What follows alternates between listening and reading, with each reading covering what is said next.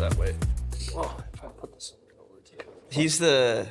He strikes me as the guy that listens to "Tonight Will Be the Night I Will Fall for You." Yeah. Over again. Just put some long black hair on him, and there you go. That was probably A good way to start the episode. that was a great way to start the episode. I just don't know where to go from there. Right? Yeah. Man, Marquis not here to. No. Cheers, boys. Cheers. Yes. Cheers. First time having Ghost. Really? Yep. Popping his Dude, cherry. Dude, I popped his cherry for IG Live, too. Really? Yeah. See, Yeah. I'm a big the blue raz. Blue Raz. Okay. Oh, that's really good. Where do you buy these? So you can get the energy drinks anywhere, but the hydration is, I think, Hy-Vee. Okay. Yeah, that's really good. You probably know this, but like general rule of thumb, like hand space away. Testing.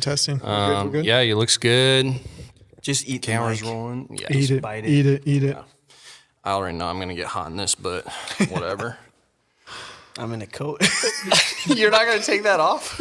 I kind of like it. I don't know why. I like the. I mean, it's a good look. Just Yeah. it doesn't get hot. I'm not gonna lie. I was sweating my ass off during Luke's episode. I wonder if it's a little cooler out here though, since we have a bigger space, more airflow. Yeah. Yeah. All right. Well, let's get the episode started. What's up, everybody? My name's Ethan. Creative POV Podcast. That was the worst intro we've probably ever done. I was talking right in the middle of it. No, you're good. You do it. You want me to do it? You do the intro. I already messed it Okay. up. Well, to be honest, Holden, like we've been doing this for how long, and we still can't get it right. but- 57 episodes. Yeah. 57 is a lot. Well, welcome back to the Creatives POV after that really bad intro. We're leaving it in too. Yeah. Welcome back to the Creatives POV. The Creatives POV. I'm Noah. I'm Ethan. And I'm Holden. Yes, sir. There we go. Yeah. So we got Holden on today. Yeah. And How do you pronounce your last name? Ogg or Ogg? Ogg. Ogg? Yep. Cool. You can just call me the OGG. I'll take it. OGG. All right. I'll take it. Well, like you're that. not technically the OG Holden, though, because we got Yeah. OG Holden, our Sound producer. guy. Yeah. Yeah. That's why it's Sound producer. OGG. There we go. That's fair. Yeah. So Holden, thank you for being on, bro. Yeah. Glad to have you on, dude. Appreciate the invite. Yeah. So for those that don't know you yet, give the people a little background on who you are and what you do. Yeah. Okay, well, my name is Holden Ogg, as we've established, the OGG. I am a creator out of Southwest Iowa. Didn't initially start out as a creator. Grew up on a ranch. My mom and dad trained thoroughbreds, so I grew up racing, not racing horses, but I was, going to rodeos every weekend and taking care of the cows outside in the morning. Dad would wake me up at the crack of dawn, go grain the cows. Pick stalls, all that, Real all the cool stuff, Midwestern shit. all the all the Midwestern stuff you can think of, like picking up eggs, all of it. But no, I started getting into creative probably when I was 17, 18 years old. It was kind of later on in like the process of things. Started going to school in Auburn, Alabama. I was going for kinesiology and biomechanics. Ended up picking up a camera because I was like, you know what, I'm going to film my workouts because I think that'll be cool to just kind of showcase. And that's when YouTube started picking up and everyone was getting into like the day of their lives and stuff like that. So I thought it was like really a cool opportunity for me to pick up a camera and just like showcase my lifestyle, which was like within the health and fitness industry. Ended up just like having a bunch of friends come and like want me to take their Facebook photos and all this stuff. Nice. Ended up like really getting into it. Transferred a couple times from school to school. Switched up my major 7 times actually. Wow. And then ended up just like dropping out because I realized that like creating was like my passion. Started going into some CrossFit gyms, some salons, barbershops, and just helping them run their Facebook and Instagrams. So that's kind of how the creative stuff happened. My first Canon was a Nikon. The potato. Don't judge me off that. But I had some cool photos. I was a foreign exchange student when I was 16, and that was like really the initial, just like, oh, maybe I am like creative. Like, Wait, what? You were a foreign exchange student when you were 16? yeah, yep. So I was I lived in Italy. Went to school there. Didn't do too much schooling. The upper class actually brought me in to teach their English class a couple times. That's dope. So yeah, so it was a cool experience. Definitely not like the education standpoint. Like I was just at school. I didn't speak Italian. I was just there to have fun, meet some friends, right? That's dope. But traveled around Europe during that time, and ended up just like really separating myself from the culture of Iowa. So when I got back, it was just like anything I could do, I was going to do to get out. That's why I went down to Auburn for school, ended up transferring around a little bit, ended up in Nebraska, started my production business, had a business partner, and then had an opportunity with Ghost Lifestyle, was the 7th employee over there. Started out as like a videographer shooting their YouTube videos. Pretty quickly ended up doing all the photo, all the video, and actually did a little bit of like graphic work in the initial stages. But just kind of grew up with them over the last 6 years. Ended up kind of helping run the media department there, and hired on all the photographers and videographers that were there up until this last year. And yeah, so it's been a very fun process. Definitely not something that's like normal or like I always say, and this is like I take credit for this because this is like just something that I realized about my life is I take mud and just throw it at a wall and just whatever sticks, I run with. Yeah. Right. It's, I mean, I'll take duct tape and tape something up there if I have to. I've never had any like, education on this stuff. It's all been YouTube university. Right. I know a lot of people say that nowadays, but that's truly what it was. It was, I never knew how to run a camera. I'm not like the most like talented or knowledgeable when it comes to cameras. I won't tell you like, hey, you need this ISO here. You need to white balance here. Like I know how to run a camera myself. And I don't get too deep into it, and I just run with it, bro. So that's dope. Yeah. Dang. So let's start early on stages.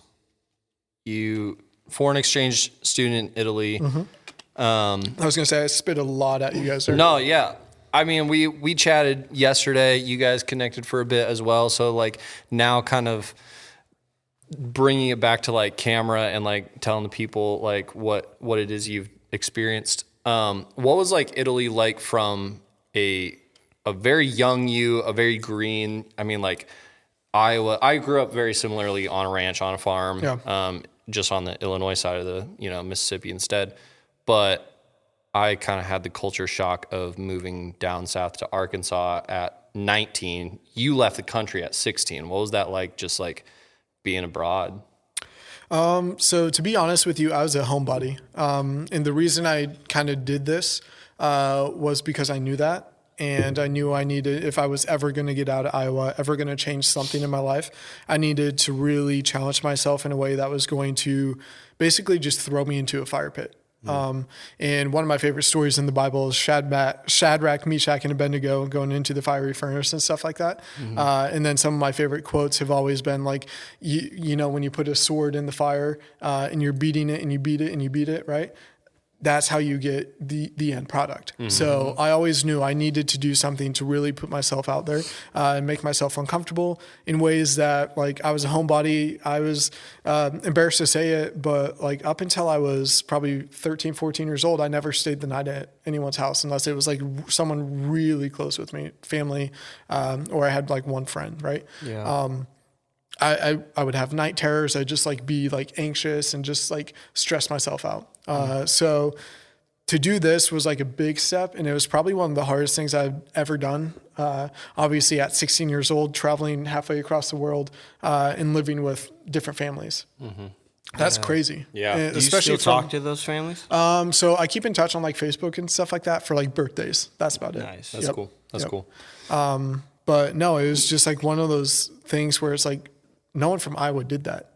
I don't think there was anyone from like my hometown. My hometown was like 600 and 900 people any given year. Right. And so I graduated in a class of like 32 people. So a very small town, very like everyone knew everyone. Like you grew up there, like that was the thing, right? You grew up there, you lived there, you died there. And so the big thing for me was getting out. And that was the only way I knew I could challenge myself at 16. I was like, oh man, I can't graduate right now. I'm not that smart. I'm like, whatever. And so, hey, I'm going to be a foreign exchange student. My mom was like, what? Like, where did that come from? That doesn't even make any sense. Initially, I wanted to go over to England because I was like, I speak English. I could do that. Yeah. But the closest and cheapest place I could go to where I could afford it was Italy. I was like, oh, I can like travel around to England and do stuff I want to do over there. I didn't speak Italian. I don't know why they didn't require me to speak Italian. But I made it over there, and it was the best experience of my life, the scariest experience of my life, and the most like, I still can look at it and know what lesson, like I'm still looking at it and like learning those lessons now, or how do I want to say it? I'm looking back at it and realizing what I learned then is like the stuff I'm putting into play now. Does it feel like a dream since it's been so long? Most of life just seems like, I think as you get older and as you experience more stuff, like the stuff that happens like 5+ years ago, like really doesn't resonate anymore. Yeah. Yeah. Right. I feel like the last thing I can remember that really can like grip me is like my move to Chicago 6.5, almost 7 years ago now. And I remember that because it was just such a like big part of my life. I was moving for a job that I had like dreamed of getting, and completely shifting my life from like, hey, I'm living paycheck to paycheck, trying to run my own production business. I was homeless at a point, living in a gym, and ended up accepting this job. And that like going from living in a conference room in a gym to then living downtown Chicago in the most expensive place I had ever lived in within a matter of 2 weeks. Wow. How did that opportunity get presented to you? So I was running my own production business. I had 2 business partners at the time. And we were there was some like sour, like relationships kind of going on there. I was kind of cordial with both, my friends, but they were having some issues. They were partners in different businesses together. And so I was like, it's a toxic atmosphere. I just need out of this. So like I was searching for anything I could do. I was taking jobs in other towns and stuff just so I could like get out of there. And eventually like I had a friend who was on the takeover team of Ghost, which is like the Red Bull like wings team. And so they go around to all the GNCs, vitamin shops, sample stuff out in gyms, and like just educate people on the product. And one of my buddies was a part of that, and he kind of mentioned that they had an opening for a videographer. And I was like, dude, like you're a better videographer than me. You apply for it. And at the time he's still a really good videographer, but I was like, he's going to get it. Like there's no doubt about that. And then I ended up just like throwing my name in the hat, and a couple weeks later I got a call. It was initially an email. And then we jumped on a call. Then we did a FaceTime like interview. They were like, hey, can you come up to Chicago? I was like, I'd never been up to Chicago, but I'll do it. And he was like, can you be up here Thursday? So I was like, okay, I'll drive up there. It's a 9-hour drive. And the night before, he was like, hey, this was 10 p.m. the night before. I had to drive 9 hours to get there by 11 o'clock for my interview, for probably like the biggest opportunity I've ever had. Yeah. So he sent me footage at 10 o'clock. He's like, hey, can you edit this and get back to me or show it to me tomorrow when you come in? I was like, oh, for sure. No doubt. I was like literally driving this 9-hour trip. I started at like 2 a.m. and was editing on the side. Yeah. I'd stop at a gas station, edit a little bit more. And I was like so sleep deprived. I probably had like 4 or 5 just white monsters on my way up there. Because this didn't exist yet. And ended up getting it done as I was pulling into Chicago. I pulled into 3 different parking garages because I had never been to Chicago. I didn't know what parking was like. I was like scared to death I was going to get towed or like whatever, right? I knew I had to drive back right after the interview. Yeah. And so went into a couple, ended up paying like $45 for parking. And I was just like distraught. I was like, that's literally like, I'm going to have to go home, like driving home. I'm not going to be able to get food. Like I'm going to be able to pay for gas and that's it. Ended up spending 25 minutes in the interview, coming back out, getting back in my car, and leaving Chicago. Wow, that's crazy. I had to drive back. I had shoots the next day. I was like, okay. So 9 hours there, 25-minute meeting or interview, and then I drove back. And it was just one of those things where it was like, I'm going to do anything I can do to put myself in a position to own this, basically. And I give it all up to God, because like there was no way that I put myself in that position. I was not the most talented that applied for that. I know 4 other guys that I was in competition with who I would have put them above me, like in order, right? Yeah. And I'm still friends with all those guys. I actually hired one on as my second videographer. Heck yeah. And then the guy I hired for photographer actually had applied for it too, which I didn't know till years later. So it's just a crazy like full circle moment when you're able to like, hey, I got the job, ended up kind of running the whole like creative media side of it for 3.5 years by myself. And then I was able to hire on a team there, hired a photographer, Dan Hemingway, one of the best guys you'll ever meet, not just from like a talented creative standpoint, but from just like a human standpoint. Super cool guy, down to earth. He loves skiing. He's probably in Colorado right now, flying down the slopes. And then my buddy Johnny Hochstetler, he joined, I think I brought him on 2.5 years ago.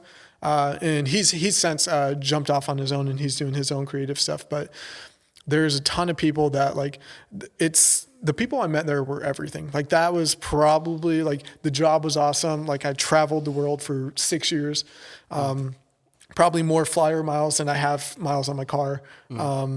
It's just been like, it was an insane journey to be at the ground level and then to like just help it grow to where it was. Right. Yeah. And so when I left, I kind of just took away like, man, like super blessed for meeting the people I did and being able to network with the creatives that I did. Cause that's how I've kind of created my, I was talking to you about like my broadcast channel and like just the different groups I'm creating now from like a creative and entrepreneurship standpoint. Yeah. So starting at Ghost in what year, like 2018? 2018. Yep. Okay.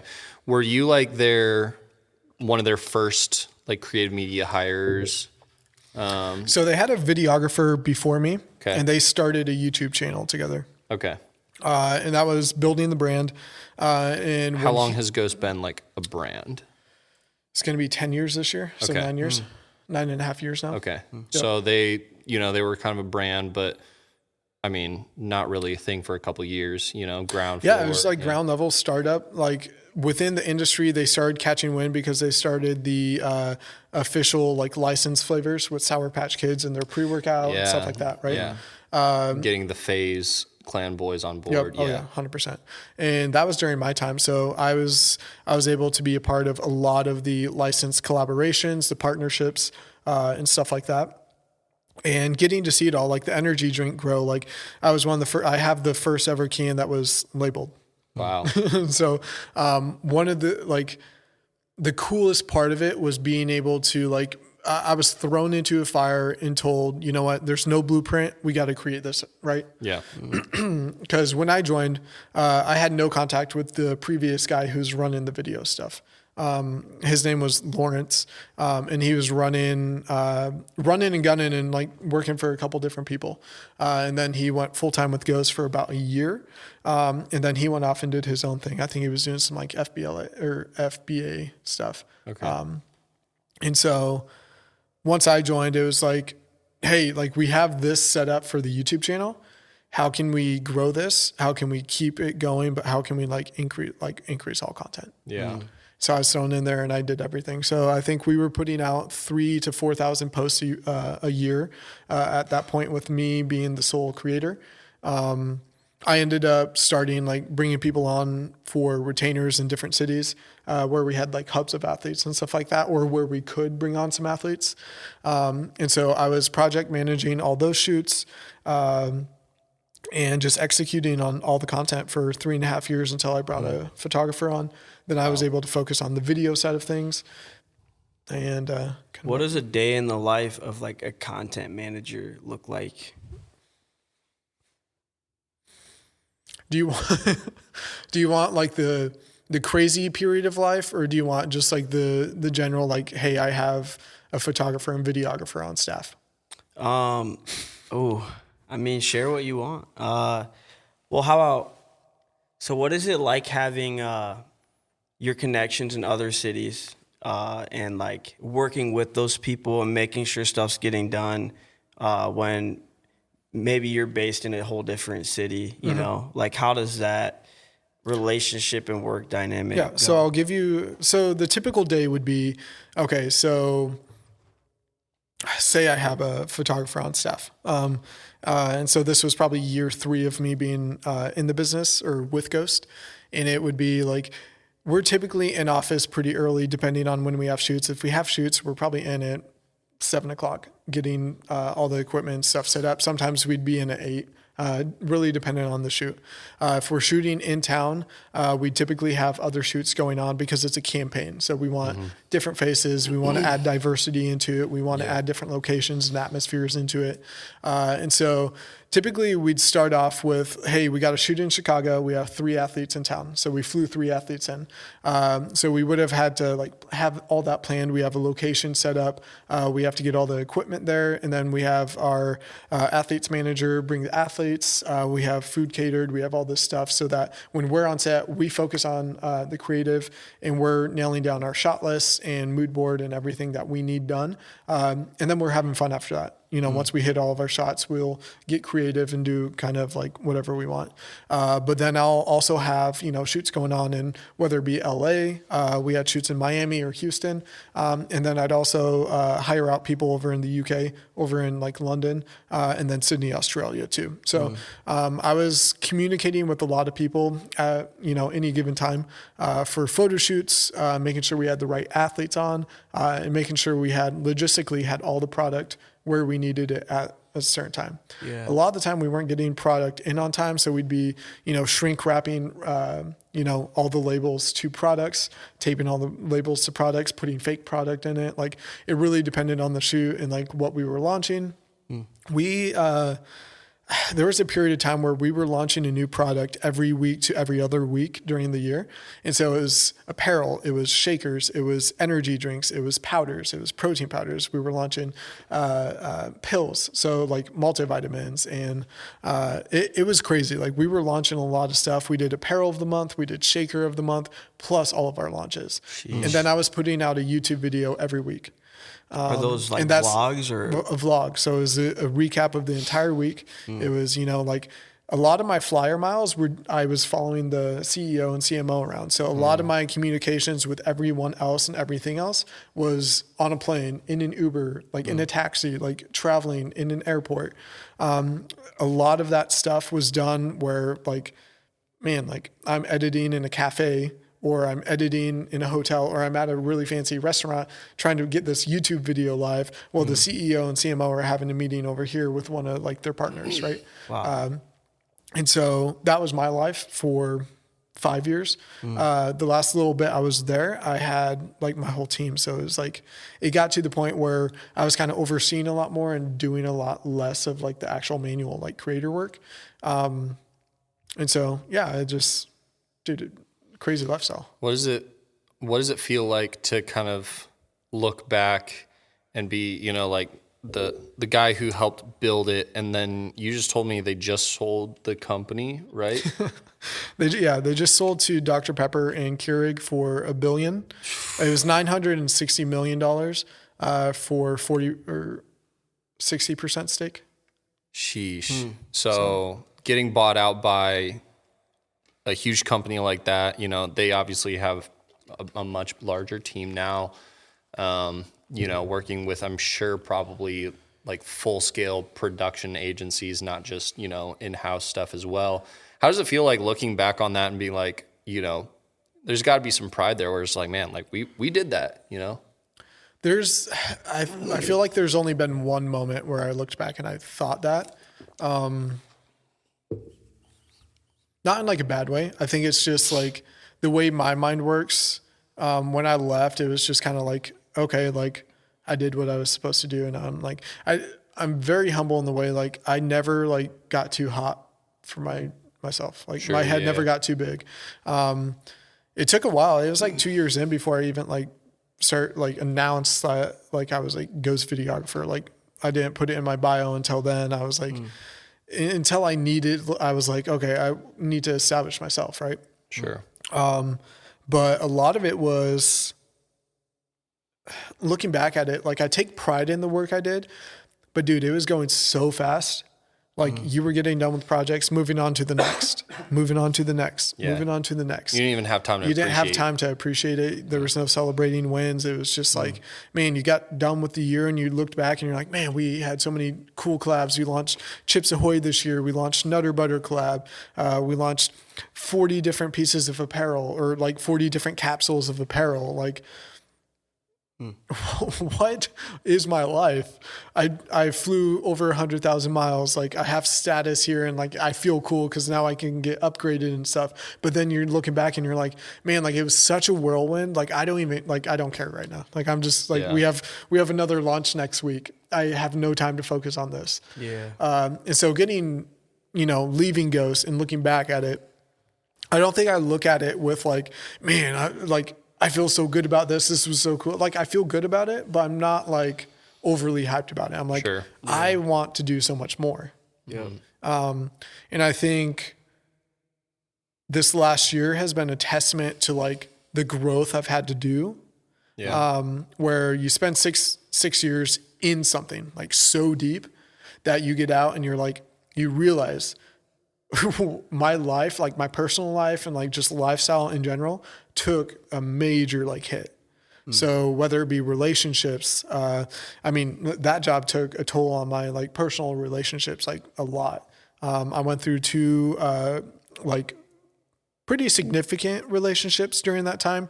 And then like family stuff, like I was only for quite a few years, only able to get back twice a year, if that. Wow. And so I think getting out of that and being here in Iowa and being able to like, my brother calls me up and he's like tomorrow night I'm going to watch my niece. Cause he's like, I need to go work out.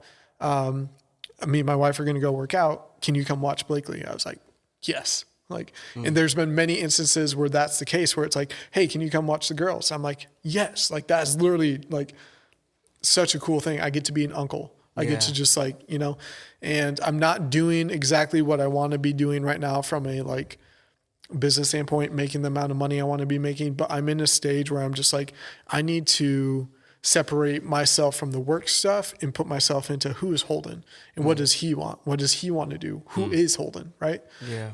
I spent a long time putting a lot of my identity into what I was doing and not a lot of like, hey God, who do you want me to be? Who am I supposed to be? Who am I supposed to be reaching? Right.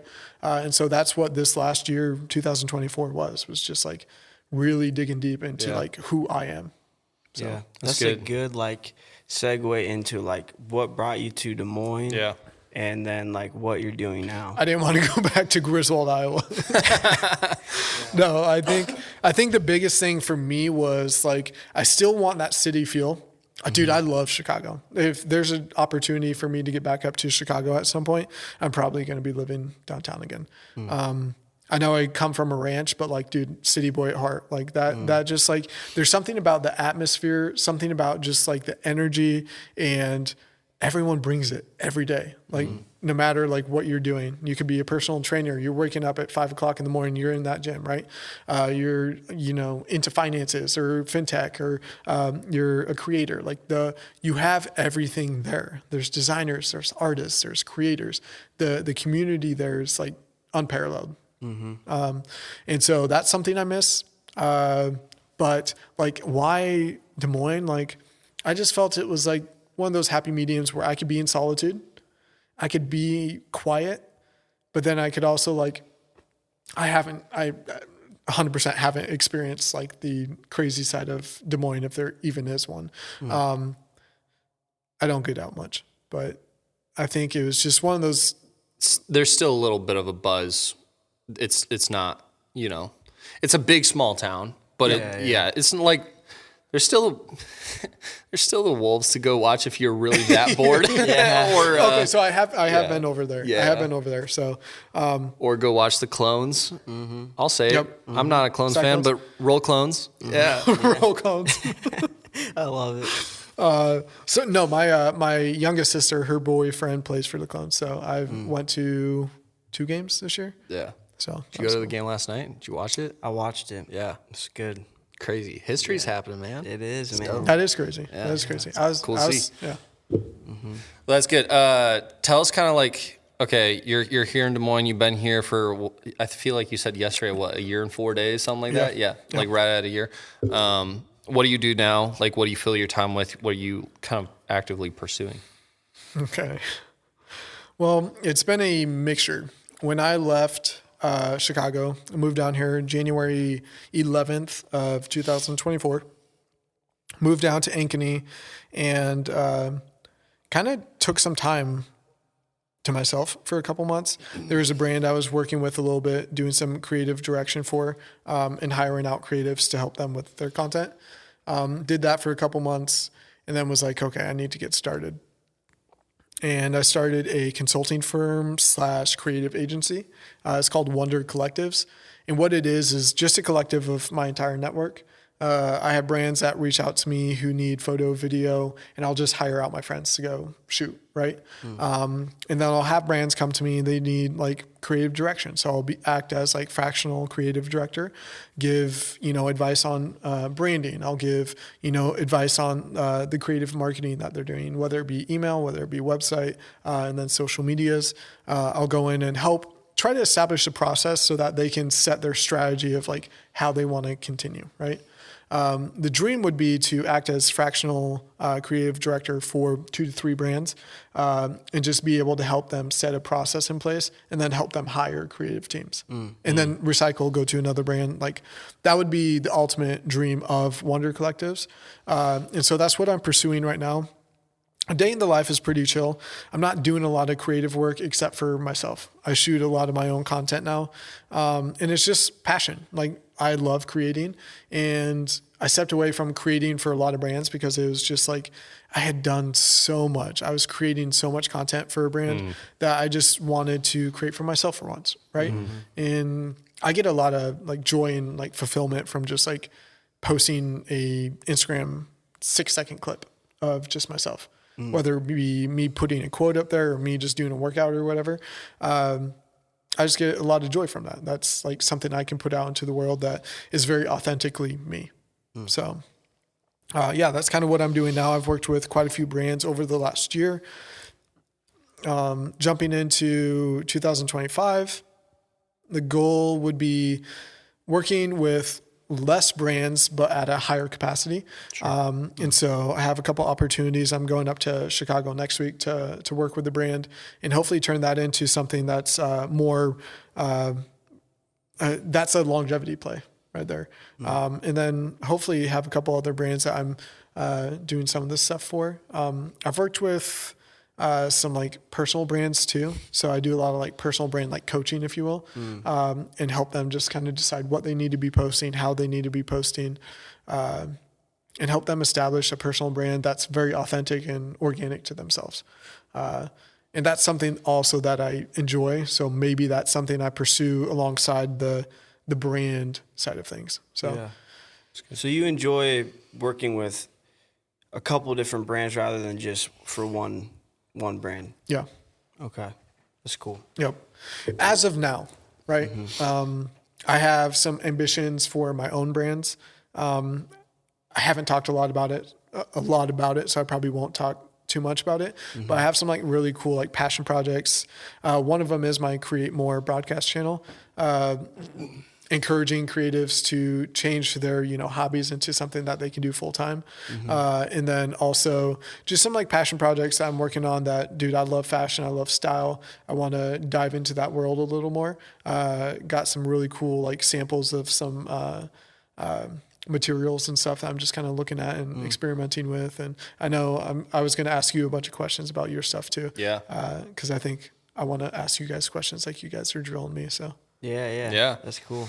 Well, that's really cool to hear, like, that your ambitions, or like, I don't know, I feel like there's a stigma of like, once you've done something at a high level, there can be like almost a letdown if you don't transfer into something that's equally as big. It's been a really hard like mental battle for me this last year. Yeah.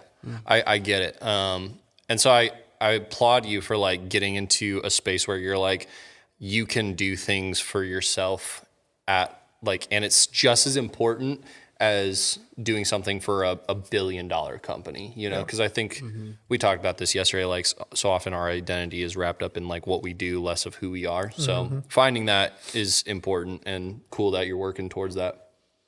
And I think that's a like super important part to hit on too, because I think as creators, we're very passionate. We wear our heart on our sleeves kind of people, right? Whether you're vocal about it or not, right? Like some creators are very like uptight and like to themselves. Others are very vocal about what they like and what they don't like. Mostly about what they don't like. But when you do that and you put yourself into a position where you are really dedicated to something, where like for me, it was Ghost for almost six years, right? Everything I did was for Ghost. Everything I created was for Ghost. When I went to bed, I was thinking about Ghost. When I woke up, I was thinking about the projects I had for Ghost. During the holidays, it was like, what sales do we have going on? What am I creating for this? When it's like home for family, like embarrassed to say, like I, was here, but I wasn't here. So a lot of everything I did for that 6 years was dedicated to my craft of building a brand that wasn't my own. And so when you leave something like that, and I kind of did it more abrupt way, I kind of knew I was gearing towards that. But when I left, I didn't have a plan of like action. So when I left, I sat here in my apartment for 2-3 months. And it was probably the loneliest I'd ever felt. The closest I had been to my family in 6 years. But the loneliest I had ever felt. I really didn't know my purpose. I didn't know what I wanted to do. I had the idea of Wonder Collectives. I didn't know how to start it. I'm a creative at heart. I'm not a businessman. It's something I have to force myself into every day, right? To be a business owner. But my purpose wasn't like aligning with where I was and what I wanted to do, because I didn't really know. Like, they say like without a vision, the people perish, right? And that's a Psalm 2019 or Proverbs. Yeah. Okay, that's Proverbs. And so that is something that always hit me, and it's like, man, like what is my vision? I have ideas. I have thousands of ideas. What's my vision though? Like what's the end product? What do I want, right? And so that's something I'm still like deciphering. And it's something that I struggle with, because it's like, man, if I don't have a vision, how am I going to get here? How am I going to do this? But like, I'm just sitting back, being patient. I know God's going to bring me something to where I feel fulfilled, and I feel like, hey, man, that is it, right? And I just haven't hit that yet. And maybe it's something, maybe it doesn't have to do with creative. I don't know, right? Yeah. But I'm open to whatever he brings into my life. And I think that's all you can do is like, hey, God, I'm sitting here waiting. I'm going to do what I know I can do, and I know I have a talent for. So I'm going to utilize what you gave me as a skill to progress. But I'm still waiting back here. Like I'm looking like around every corner, actually. Like, oh, is that it? Oh, can I sing? Oh, no. Can I draw? No. Like what can I do? Right. Yeah. And so the vision is still something I'm seeking, but I'm very clear on taking a step forward, whether it be daily. Like there's days where I'm crawling to my devotional book. I'm crawling to the gym. I'm like crawling just to get out of bed. Right. But I know there's a purpose behind the struggle. So you just got to go through it. Like that's like, as you grow as a man, as you grow as an individual, you got to grow emotionally, physically, and spiritually. So as long as you're moving forward in one capacity at a time, like it's very hard to like try to get all this balance into one. And I don't know what you guys think about that. Yeah. Just like from my experience, that's been difficult for me. I'd like to hear what you guys have to kind of say on any of that. No, I think you hit a lot of things like spot on. I've had one of those kind of conversations today about like creatives are the ones that wear their emotions on their sleeves. We're so wrapped up in like what we do is part of who we are, because we love what we do. Like I love what I do. And sometimes it's hard to remember or to like remind myself and make sure that I don't get wrapped up in like who I am and like what I do are two separate things that both can simultaneously coexist and also bring God glory, you know? So I resonate with what you said a lot, you know, actually. So I think that's good. What about you? Yeah. I'm definitely one of those creatives that wears my heart on my sleeve for sure. I think like it's really cool and really inspiring that you're in that place where it's like, okay, what is this vision that like God has given me? Like what's the vision for my life? Yeah. I think sometimes people could say, oh, that's selfish that you're chasing your vision or your own thing. Like that's selfish. But I don't know. I feel like you gotta do, you know, what's best for you. Yeah. And also if God's calling you to that place, then I think, Yeah. you know. And that's always, I mean, that's a struggle too, right? It's like, am I doing this out of selfish ambition? Is this something that I want? Is this my desire or is this God's desire? And I struggle with that daily. Like, I mean, that's something that I'm just like, that's probably why I don't have the clear vision that I'm like seeking right now, because I'm like, I just don't know if it's like, hey man, do I really just want this for myself? Yeah. Right? Do I want to grow myself? Do I want to grow? Dude, I want to be wealthy so that I can provide for my family. I don't know if that's selfish, right? Like I want to be able to provide above and beyond for my family. He's always provided for me, but I want more. I want abundance, right? Is that selfish? Like there's different ways where like, you know, you get people like, oh man, that's selfish. Like that you want to like be an influencer or you want to have a car or you want to like, you know what I mean? And so you get into the stuff where you're like then judging yourself off of like your desires. I think that's dangerous too. Because God is putting this stuff in your life, right? He's put these people in your life. He's put these ideas in your head and in your heart. Like if he's calling you to it, like you said it the other day about the company, right? Yeah. Like you had the idea and it hit you somewhere deep where you were like, I know this is something I need to do, not for me only, but for you too, right? Yeah. So it's like you jumped right at it. So when you know, that's the stage where you have to get to. A lot of people just don't know how to be discerning within like, hey, is this God telling me what to do? Or is this what my desire is and what my dream is, right? Yeah. I feel like it was a podcast or maybe it was like maybe it was a sermon or something, but I remember hearing something like people trying to discern God's will for their life. And it's like, well, the only times that really God is clear about his will for your life is to go make disciples and also give him thanks. I don't remember what verse or like what book and chapter, but it's like, give thanks because this is the will of God in Christ Jesus. Yeah. It's like, well, if you can do those things, then the desires, as long as they match up with those things, it's like, yeah, 'cause like what I told you, like I felt God put a desire in my heart for like streetwear fashion, hat culture. And it's like, well, he wouldn't just put empty desires in my heart for like, for nothing, you know, as long as they match up with him, you know, with his will for my life, which is to make disciples and to give him thanks, give him the glory.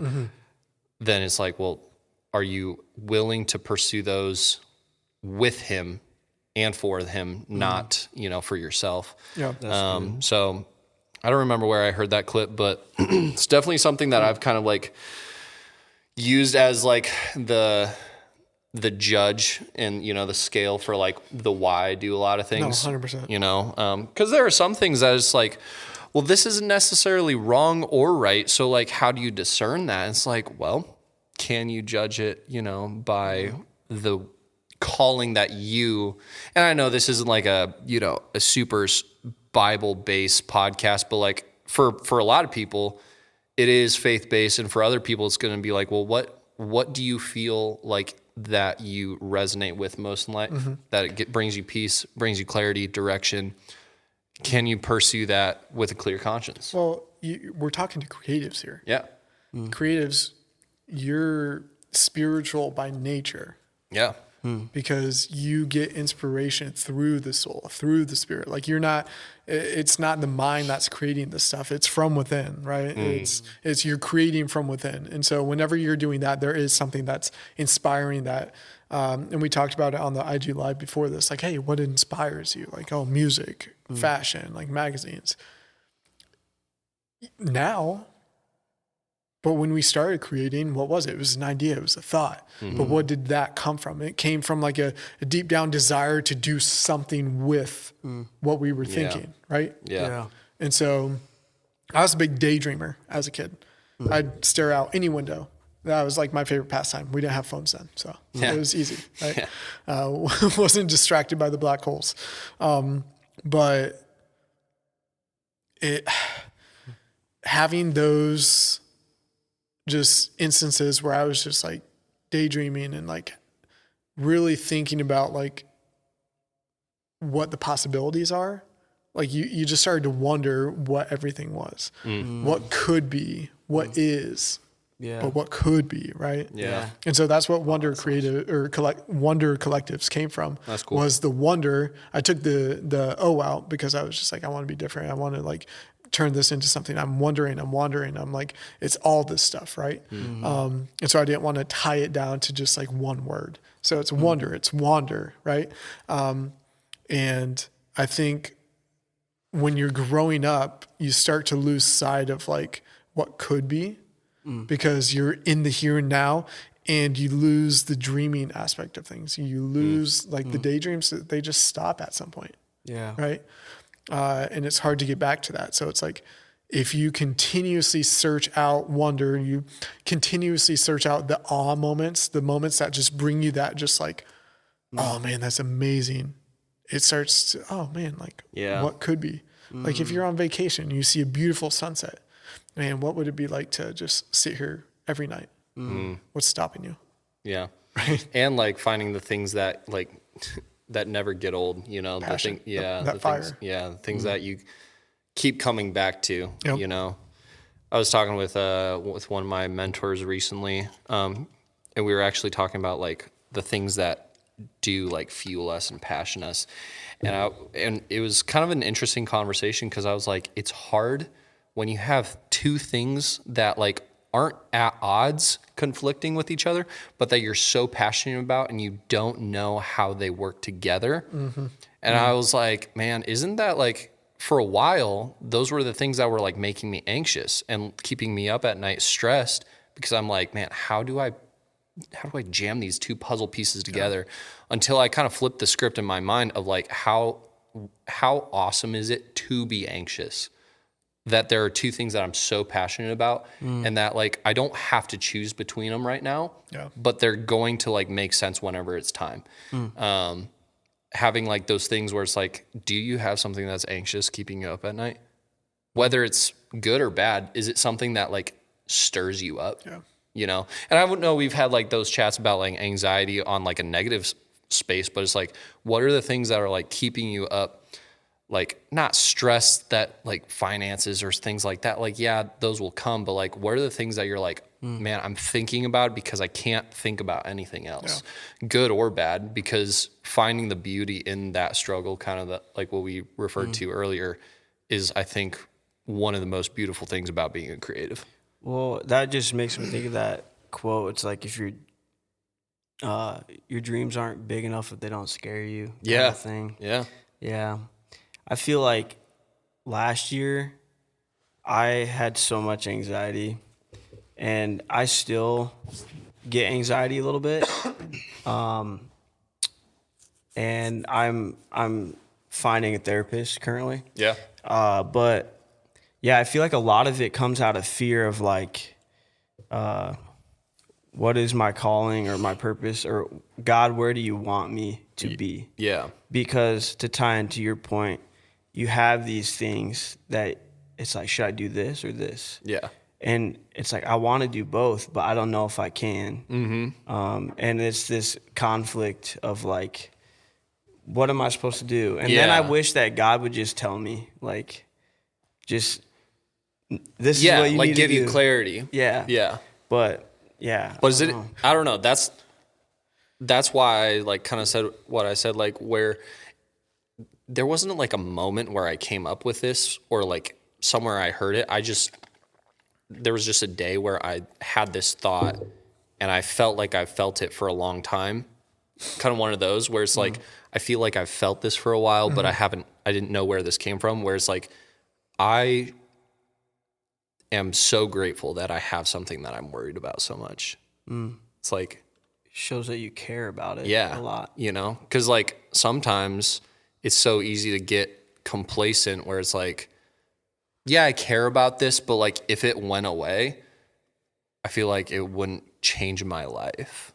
Whereas like finding the things that are just like, man, like I don't want this to go away. Stuff that you love, you want to like protect, and you take a lot of pride in, and like, yeah. I think I'm getting to a point now where it's just been just recently, probably over the last like 4 or 5 months, where I'm trying not to tie my life in any of those instances of like, I can't live without this or I'll die.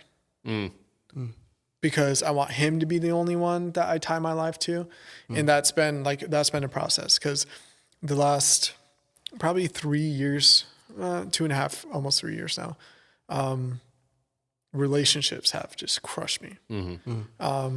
It's been partly, me being busy, not being able to dedicate time, partly, communication on, other people's side, but there were instances where when I lost something that I thought I was going to have forever, I thought I was done for. I literally thought I could have died at that moment. Yeah. Right? Where I never want to feel that again. Yeah. I have a lot of family members, and praise God, I haven't had death in the family to a point where it's like crippled me. But I feel like I never want to get to that point regardless, because I just want to trust enough in him that like, hey, this is life. Things are going to happen. Like, all things come to an end. All things come to an end, but all things are coming to an end. Like he planned all this, right? And so I'm at the stage now where I'm trying so hard to find the peace in just understanding he has a purpose. And sometimes it's painful. Sometimes it's a breakup that you thought was going to last forever. Sometimes it's engagement. Sometimes it's a death of a loved one, right?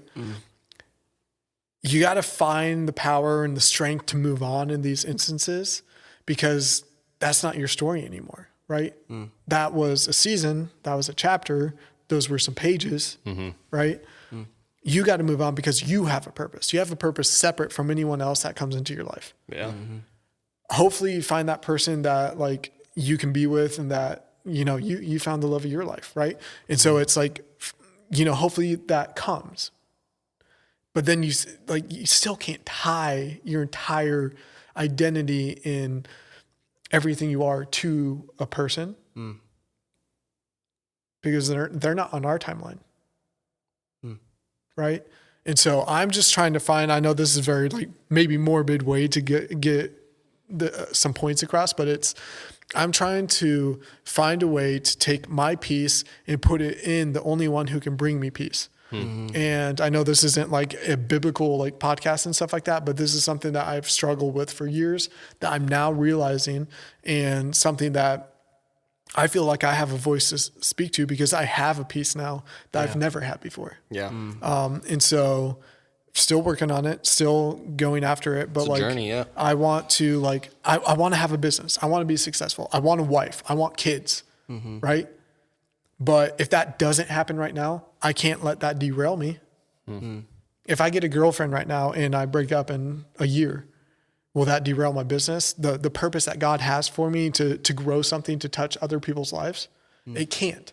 And if I let that, man, look at what I missed out on. Look at the people's lives I could have changed that didn't change because I wasn't there. Right. And so there's a couple of people that have said it on like different podcasts and stuff like that. But it's like, when I stand in front of God at the end of time, even like whatever you believe, if you're on your deathbed and you look back, you don't want to see what you could have been, right? You don't want to like look back and be like, man, I wish I did that. I wish I did this. I want to be the person that I always could have been. I want to be the person, like I want to be every instance of the man that God created me to be in every part of my life. It's impossible, but I want to strive for that. Yeah. There's like no perfection, but that's just something. And I think being able to look back with honesty and transparency and say that you at least challenge yourself to do that is more important than achieving that. Oh, 100%. Yeah. Dude, we're all faulty. Yeah. We're going to screw up day after day. Yeah. I feel like I struggle with perfectionism a lot. And I feel like I'm trying to let go of that because like for me it's like I care. It's like coming out of a good place. It's like I care about something so much. Like I don't want it to like flop, or I don't want it to be bad quality or whatever. And so then like I want it to be perfect and I'm not letting go of it. And then when in reality it's like the only thing that's perfect is God. And it's like, I don't know how I was going to tie that back into what we were talking about, but I think like, like perfection, like is also this fear of failure or like fear of not being perfect. Yeah. And it's like, don't let that fear hinder you from trying throughout your life. Because part of life is like failing and experiencing that. Yeah. And your response to it. Yeah. You're never gonna like. Yeah, you were right. You hit it on the head there. Like fear, like the fear of not being perfect is like not reaching those expectations that you have for yourself. And most of the time, our expectations are we have to be perfect for everything, but then we negate the opportunities we have to learn from those failures, right? So I think that's something where I think it's less about being perfect or striving to be perfect and more about just like, I set a standard, I get everything done to this point. If I can go above and beyond, I'm going to. But if, hey man, like I have a project that's due here, I'm going to, I get it to the standard that I got to move on, right? Same thing with like creators. If you're posting something, like it's never going to be perfect. Yeah. Sometimes the less perfect it is, the better it does. Yeah. So it's, I know you both have and like, transparency. That's definitely true. Yeah. It's very interesting. So, tell us about Create More and how did you start that, and explain what Create More is. Okay. So back in 2020, during the pandemic and everything, all my friends are like creators. They work with brands on like freelance basis, retainers, and everything like that. During the pandemic, everyone was losing those positions. Like brands couldn't pay them, influencers couldn't pay them. And so a lot of my creator friends, photographers, videographers, designers, they were out of work. Uninspired, unmotivated, depressed, and so I was like, okay, how can I like help? Like I had a job during that time. Like during the entire pandemic, I was going into the office. I was flying all around. I was good, but my friends weren't. And I was like, how can I help? Like, I don't have enough money to give everyone. I don't have enough work to divvy it out to everyone. But I have a platform, which was IG, and maybe I don't have 100,000 followers, but I have enough, right? And so I started this challenge. It was called the Create More Challenge. And every week we do another challenge to inspire creatives to think outside the box, do something they haven't done before. If they're a photographer, hey, shoot video. If you're a videographer, shoot photo. If you're a designer, kind of get out of your wheelhouse, right? And so we did challenges like, hey, this week's topic is levitation. You have to showcase that in your piece of content that you post for next week.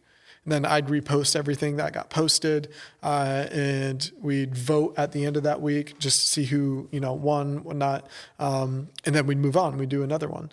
And so I did that for quite a few weeks during the pandemic, and wanted to continue that. Work kind of took over and like lost in translation. 2 years later, I tried to revamp it, create more challenge 2.0, right? Started doing again, get more traction, get more people on there. I was doing the IG lives. And really it was just something to inspire creatives to create more, to get out of their normal comfort zone, and then to connect creatives. Because I thought that was just like, I wanted to bring new creatives that I hadn't met before into it by doing a challenge, right? And so I succeeded up to a point, like then work took over again and lost in translation. Fast forward to this year, I started a broadcast channel, and it's mainly like I go live on IG every week, and I bring on new creators. So friends of mine who have like been in the industry, I have people who have done everything. I have friends who shoot for Steve Aoki. I have friends who do real estate. I have friends that, go and shoot photos of fish or like motorbikes or whatever. But I bring these people on because either A, they're business owners, or B, they're like hella creative, talented, and they've had the experience, right? So I bring them on to answer questions, give advice, motivate, inspire, just a new generation of creators, or creators who just want to get out of their 9 to 5 and do something more, or even just have a hobby, right? But I wanted to create this because I needed purpose. Again, beginning of this year was just a tough time, right? I needed purpose. And I feel like me creating community is one of my purposes. Like I feel like that's maybe not a skill or a talent, but something that God's blessed me with, is the ability to bring people together from different worlds, different industries, and do this. So that's dope. Yeah, that's dope. Do you have a goal of what you'd like it to become in the future? So God put a financial like goal on my mind or on my heart a couple months ago, and I don't know how I'm going to achieve it or what's going to happen for this to, for me to achieve it. But it's going to be with a creative group like this. Cool. And it's going to be given to a nonprofit, and it's actually probably going to be a nonprofit that I start under Create More. Nice. And it's education of creative content. So whether it be the arts, whether it be photography, videography, filmmaking, whatever. I have some friends who want to, start schools specifically for that. And how cool would it be is like, this number is not a small amount. This could probably start a school with this amount. So maybe that's the purpose. I don't know what the purpose of the money is for. It was put on my heart, and it's like one of those moments where it's like, what? I don't know why this is here. I don't know what, like, I'm going to do it. Yeah. And that's the goal. And so not sure exactly how it's going to happen, because this isn't something I make money off of. Sure. It's just something I started and I really want to continue to do.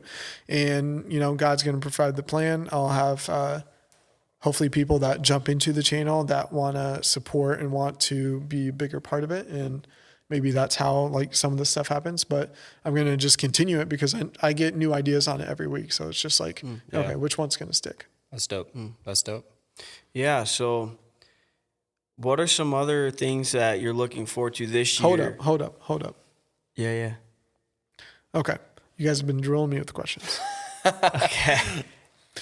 All right. I'm new here, but you guys have had how many guests? 40 or 57, 50? 56, 57. Lost track, bro. Yeah. I quit counting. I can't remember. Let's just keep going, man. Between all 56, 57 guests, like what is one thing that you guys have taken away from every single one of them that has contributed to the way you guys live your creative lives? Ooh.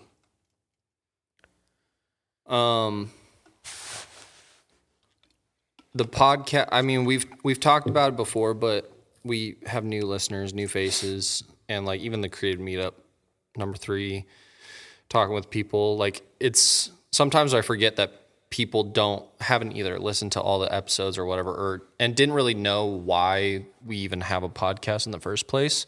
So like, we started the podcast because Marquis and I, we go to church together. We had a couple shoots together. We started having creative conversations together. We're like, we should have a platform where we do what we're already doing in private, but open it up to like opinions, platform, bring other people to just like kind of pour into it. So we brought Noah on. And so basically Creative's POV exists to give people like you a platform to share, and not just share. I think I told you, like, the platform is, exists for inspiration, not information. We want people to come away feeling some kind of way or inspired. That's why we end the episode the same every time. What's something that inspired you? And so something that I've kind of like come away with from every episode is that we've made a very minuscule dent in the amount of people that we've had on this podcast that have made a massive difference in the world. And it's awesome to hear stories like yours where you've impacted quite literally millions that will never know the impact of what the work that you did, how much work you did. Same with Colin Bear. Same with, Luke Durick last week, talking about like just things that he's done that people will never know the impact that he's had on him. And so that is like one of the things that kind of fuels me to just kind of keep going. Cause it's like, our podcast it's not big. It's pretty small, but like then we have the creative meetup and 35, 38 people, something like that, show up, connect. And it's like, oh shoot, like everyone just kind of wants to push each other, push themselves, grow, learn.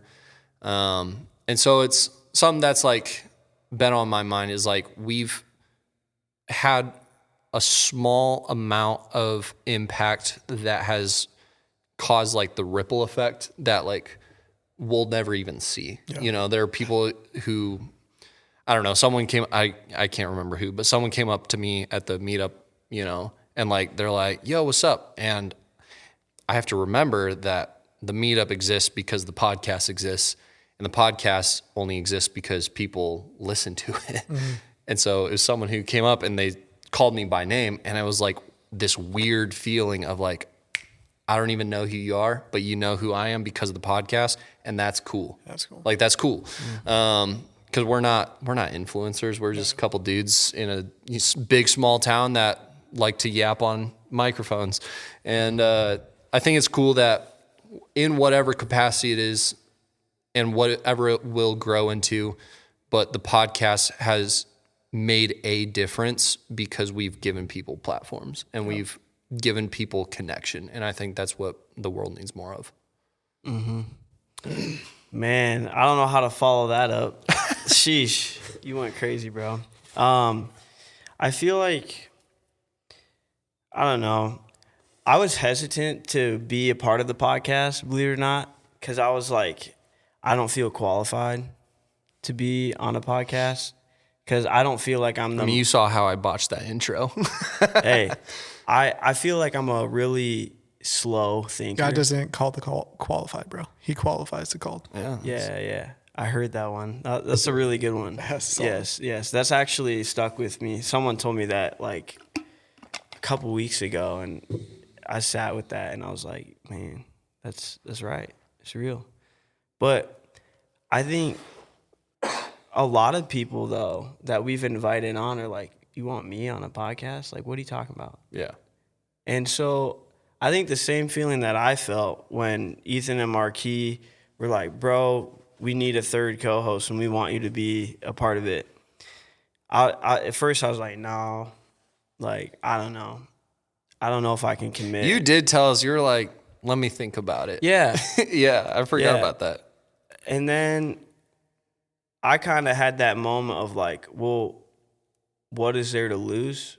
Like, there's only to gain from doing something like this. Like, you're only gonna, like, I don't think I'm the most thoughtful. Well, I'm a slow thinker, and so it takes me a lot of time to like process my thoughts and get it out. But to me, I kind of was like, that's a good challenge for me to put myself out there and practice doing that. And there's a lot of times where, even in this episode, where I'm like, I have something on my mind that it's been stirring, but then when it comes time to actually say it, I'm like, oh my gosh, like what was I even trying to say? That's so real, yeah. But to get back to the point I'm trying to make is, I didn't feel qualified, and I think a lot of people we ask to be on here are surprised when we're like, hey, will you be on the podcast? Like, we love what you do.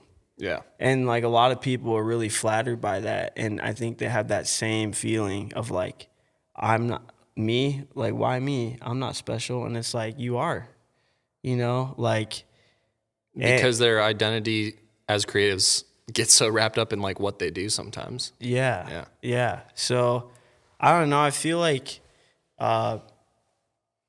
each guest as well, like, this is just with people in general, but everyone in this world, there's only one you.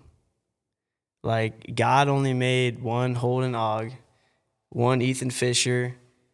There's probably a bunch of Noah Johnsons out there, but like, Same name, not you. Yeah. Yeah. So it's like, I think for me, when I sit down at a table or next to somebody and I'm getting to talk to them, like, I just think it's a beautiful thing because I get to know like more about them, and I can see like God made us all like, beautifully and wonderfully. Like, we're all beautifully and wonderfully created in the image of God. And I feel like I like what you said a lot earlier about like, even if you don't believe in God, like, but if like you're spiritual as a creative, and I feel like that kind of ties into that a little bit too, which I think is cool. Yeah. But I don't know. Hopefully that answers the question. That's probably like one of the first times we've been asked a question. Yeah. It's probably happened before, but it's not ringing any bells. Yeah. Yeah, I like that. Yeah. But I mean, like, I think to go back to, just we want to have creatives like you who are just like individuals, that what makes them creative is just who they are, not what they do. And, Yeah. Dang. That was fire. That was good. That was really fire. Well, like I said, we end every episode the same. We go around, talk about what's inspired us recently. It could be something today, something you're learning last 6 months. You got yours, or? Let me think. All right. Something that's inspired me is music recently. Nothing like, no specific song. It's just been a lot of music in general. Some new worship albums. Some friends of mine out in California are releasing a song at midnight. Elevation's crew, Son of Sunday crew, they're releasing a song at midnight. Yep. And my goal for this year is to write a new song every week. Because like going to the gym every week, it's a muscle. It needs to be trained. And something that one of my mentors told me is like, just because you write songs from time to time doesn't make you a songwriter. You write songs because that's what you do. And when like writing songs doesn't have to be musical. It can be spiritual. It can be like an experience, a moment. And so like a couple weeks ago, I was driving with Nicole to go get an espresso machine, and we're listening to, oh shoot, I just forgot the name of the band, but it's like some like old alt, what was this? It was something weird. but like it was. not like there's I'll tell you the story off camera, but there's a long story to why we were even listening to the music in the first place, because it's like kind of a bit, but it was like not spiritual whatsoever. But like for whatever reason, I just had like this like clicking moment where I'm just like, hold up, I have like this song that I need to like write down. So we're driving and I like pull out my notes app and just like write down like all the things that just like hit me in the moment. Yeah. And just put my phone back in my pocket. And I'm like, that'll be revisited later. So it's like trying to train my muscle to listen to the things that inspire me and to like write them down, visit them later, you know? So yeah, I mean, like this is the third week of January. So I've written 3 songs, whether they'll come out, whether they'll turn into anything, it doesn't matter, because like at the end of the day, it's something that I'm committing to doing and like training and working on getting better at my craft. So yeah, music in general is what's inspired me lately. Yeah, that's cool. I think just honestly the IG live that we did before this inspired me, man. Because listen, I've never done an IG live. I've never watched someone else's IG live. I'll admit it, but like that was cool because I didn't know what to expect, and then you're just like, bro, hop on this, and I'm like, all right. And I was kind of like, It's cool I don't just know. to talk, bro. Yeah, it was cool because like I didn't even know how it worked. Like I thought that you would literally be talking to people, but it was literally just a chat of people asking questions. Oh, sure, yeah, and yeah, I thought that was really cool because like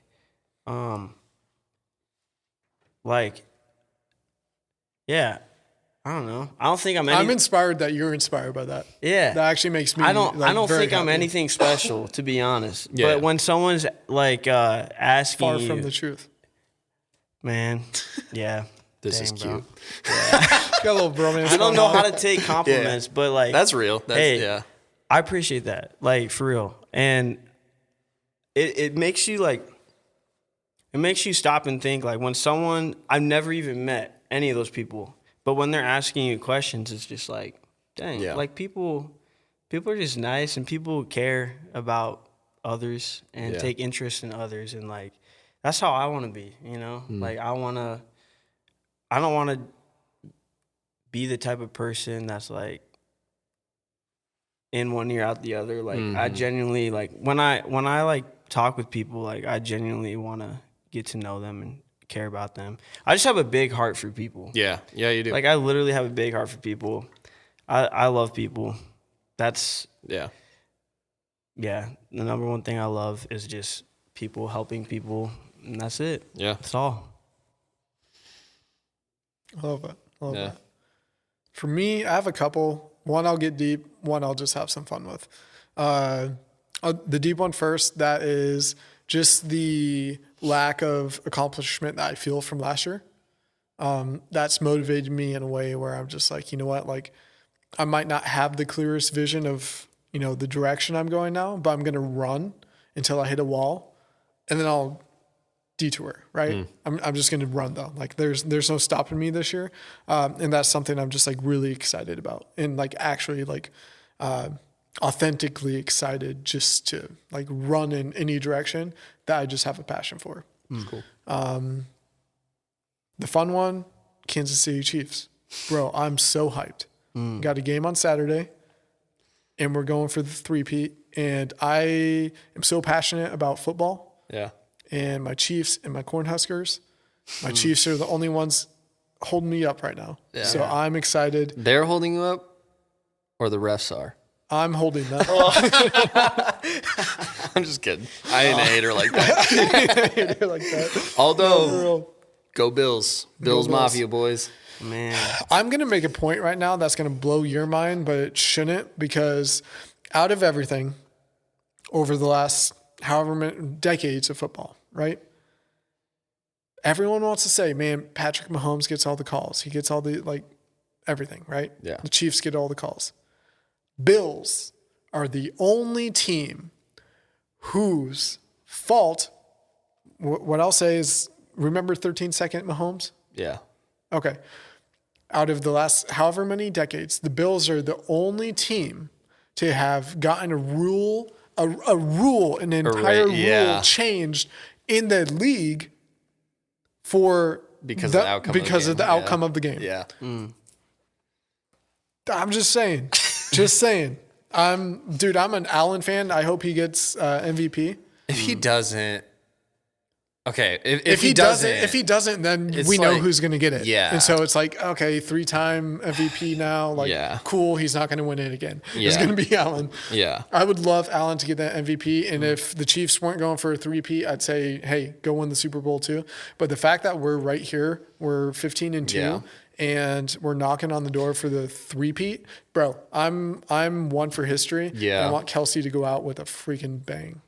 Yeah, I was watching the Herd earlier and hearing them say like they think he's got like one more good run in him.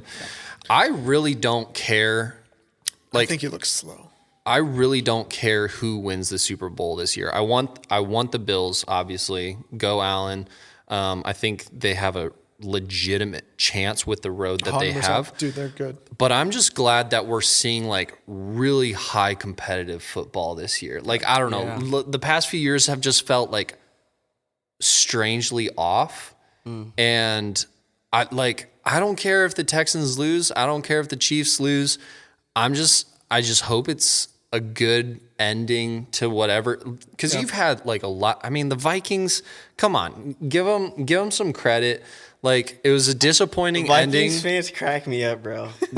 they Vikings fans are Iowa State fans, Iowa State football fans. Yeah, they got the ride and dies, and then they got the fair weather fans who call for the coach's head whenever something doesn't go their way. Hey, I think, I don't know, bro.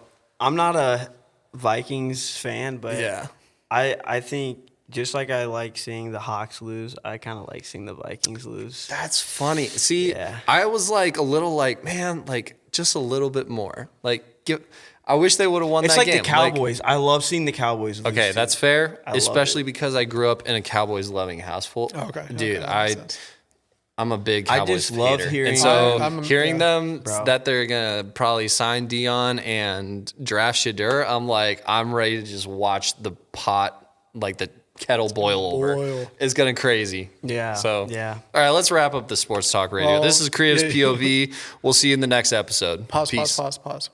Guys, I just want to take the time because I think this is like not only the podcast, but like the connection between you guys and your guests is like something super special. And the way you were talking about it, like how it's not here to inform, but really here to inspire. Yeah. I think that in and of itself is like inspiring to the creators that you bring on. But I just want to thank you guys for like, I know what it is to be a creator and want to inspire other people, but not necessarily have the numbers or the big platform that other creators have who don't utilize it.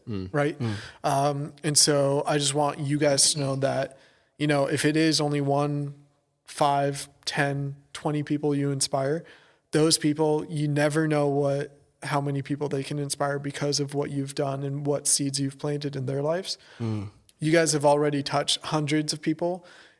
You know, by the time you guys are dead and gone, it's going to be thousands and thousands, maybe hundreds of thousands of people, just because of what you're doing right here. And it's because of the seeds that you plant. It's a ripple effect. It's a snowball effect, whatever you want to call it. You guys are touching hearts, touching minds, and inspiring a lot of people. So dang, man. Just wanted to tell you guys that. Dang, that hits home. Appreciate you, bro. Dang, that was fire. All right, since I screw up the intro and the outro, Noah, sign us off.